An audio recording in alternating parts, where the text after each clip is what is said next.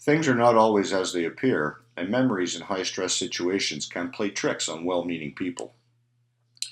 This happens often in allegations of police brutality when officers trying to make an arrest with an uncooperative suspect have to use violent methods to take control. Such was the case in an Ottawa courtroom this week in the manslaughter trial of Ottawa police officer Constable Daniel Montsion.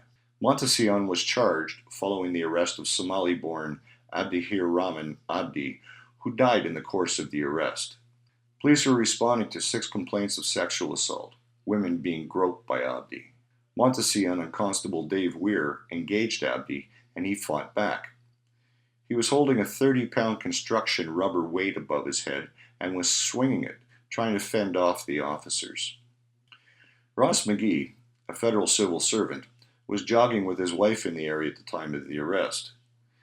He said he was, quote, shocked and surprised, unquote, at the sight of Constable Montsion immediately and without warning deliver 5 or 6 haymakers to Abdi's head, while Constable Weir restrained Abdi's arms. He said as much to a CBC reporter, which triggered protests in Ottawa streets as Black Lives Matter mustered their outrage. He was cross-examined at trial by Montasion's defense counsel Solomon Friedman, and admitted some of the impressions he formed that day were incorrect. After being shown frame-by-frame security camera footage of the arrest, he said, quote, I think obviously there are some aspects of the statements I've made in certain places that have been demonstrated to me to be incorrect, unquote.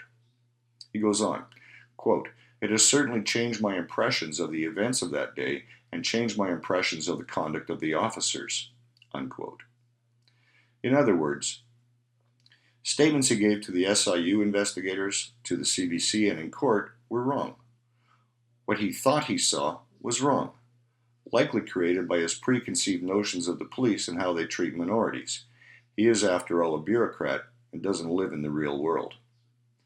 But he will face no consequences for giving inaccurate information to the court. Contrast that to the 4 RCMP officers who responded to a disturbance complaint at YVR Airport in October 2007 that ultimately resulted in the death of Polish traveler Robert Zikansky.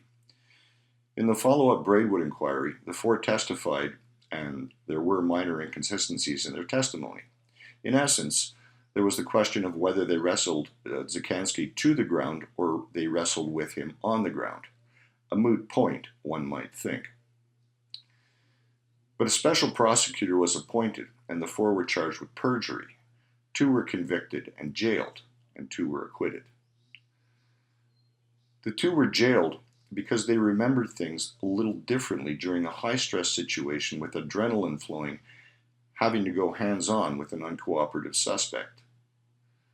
Just as an aside, all 4 have filed lawsuits against the RCMP. 1 has since settled.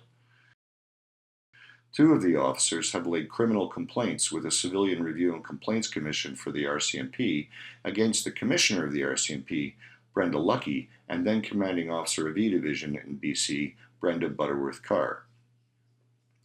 These complaints are wending their way through the system as we speak, and investigators from K Division in Alberta have been assigned to investigate the allegations, although I will say it is hard for me to understand how 2 NCOs can investigate superior officers with any effectiveness, but that remains to be seen. Meanwhile, Ross McGee told blatant untruths to a court in the prosecution of a police officer, and he walks away unscathed. Justice is supposed to be blind, not in Canada it seems, and most especially not when police are the accused. For True North, I'm Leo Knight.